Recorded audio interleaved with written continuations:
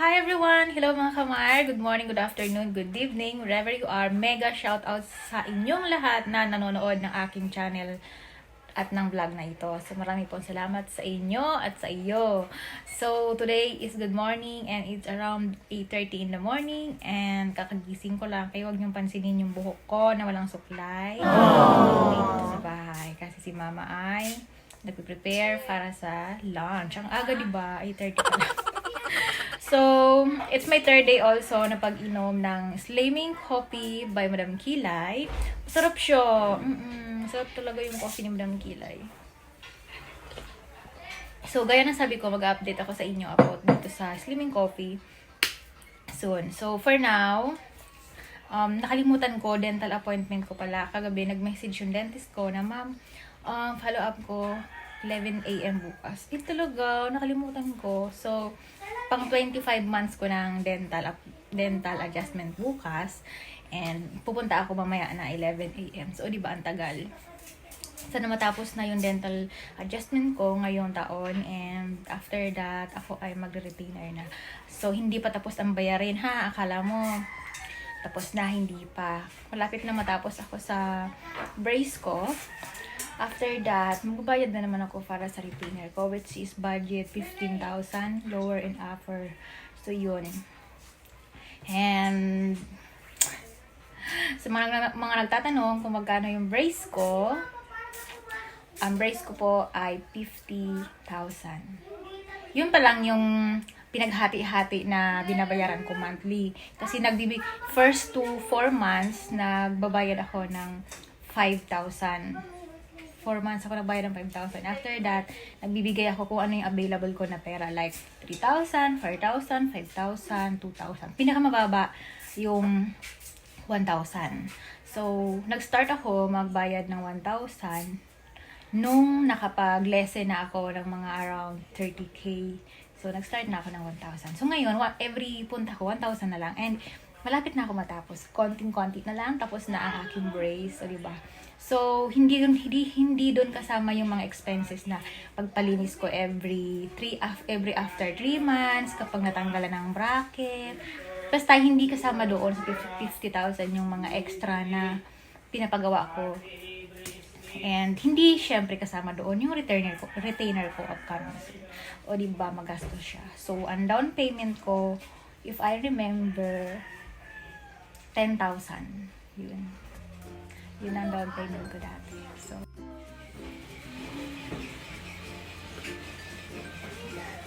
sarap.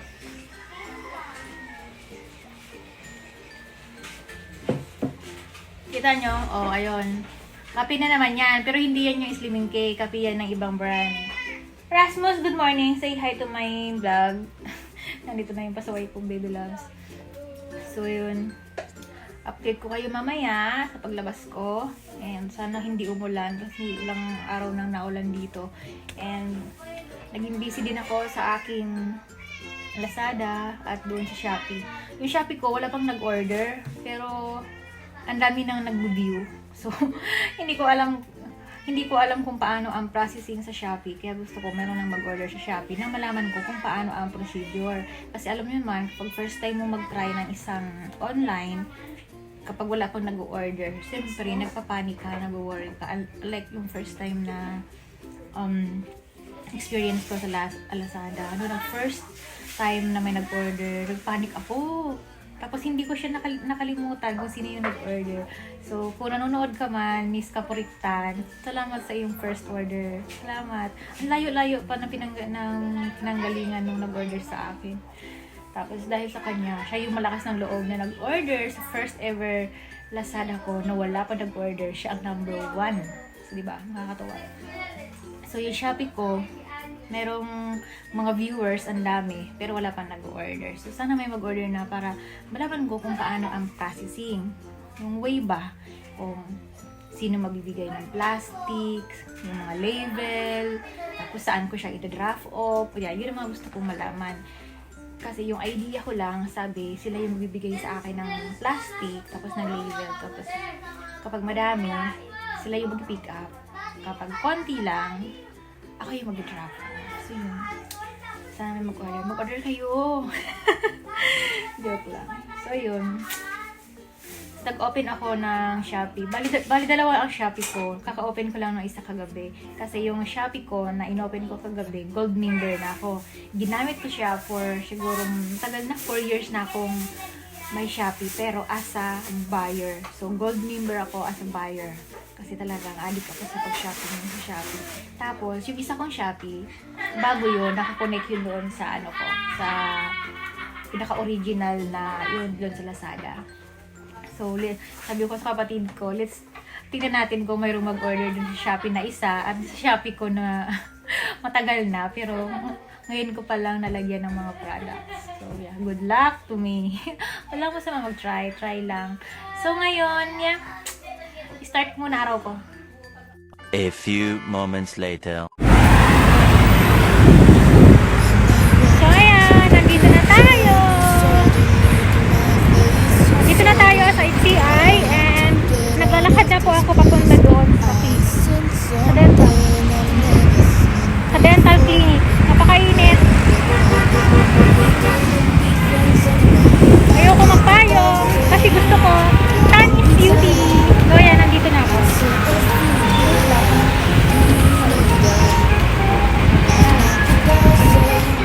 Dito na ako. Love it.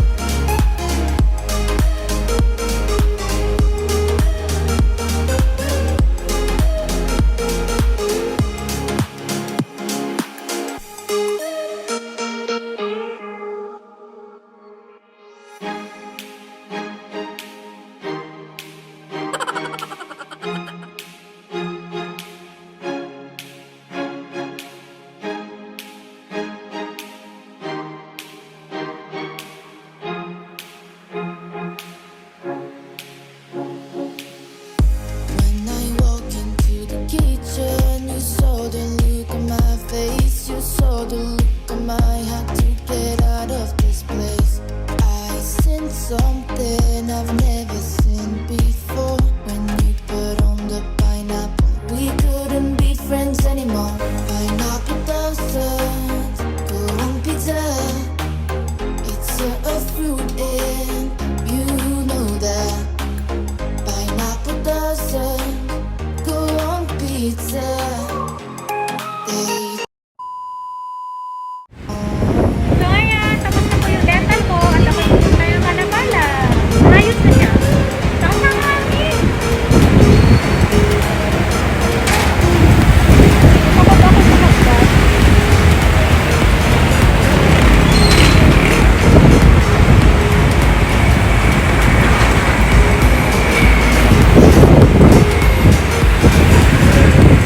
Basta naman kayo.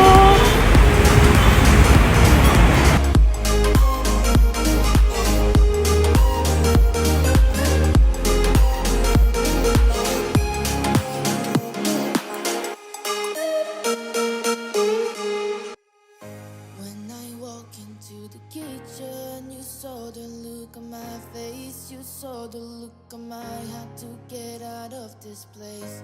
I sensed something I've never seen before. When you put on the pineapple, we couldn't be friends anymore. Pineapple doesn't go on pizza.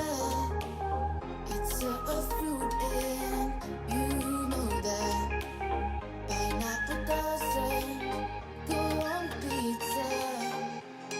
They just don't belong.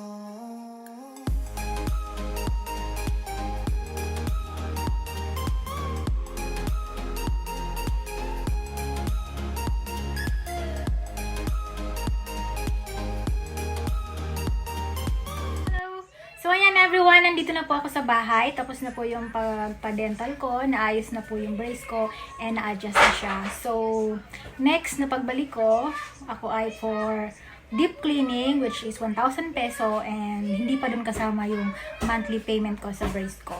So, ayan siya. Mayroon akong bagong lagay na goma from here to there. So, masakit na naman siya. Ayan. Masakit naman, which is 3 days to, and then okay na siya. So, naglalamis yung mukha ko kasi hindi ako nagpayong, kasi tinatamad ako magbitbit.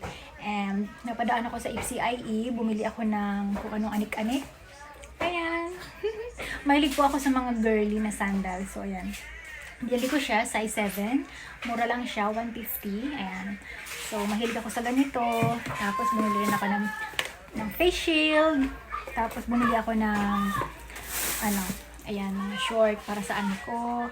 Tapos, bumili ako ng N95 na face mask. Yun. Tapos, syempre, bumili ako ng, ayan, headband. Mahilig ako sa mga ganyan. So, yun lang naman yung ganap today. 25 months na ng brace journey ko. And, yun. Malapit na daw matapos. Pero hindi pa niya sinabi ko hanggang kailan na lang. Sabi niya, malapit na. Malapit na. So, yun. Masaya ako kasi nagiging okay na yung yung brace ko.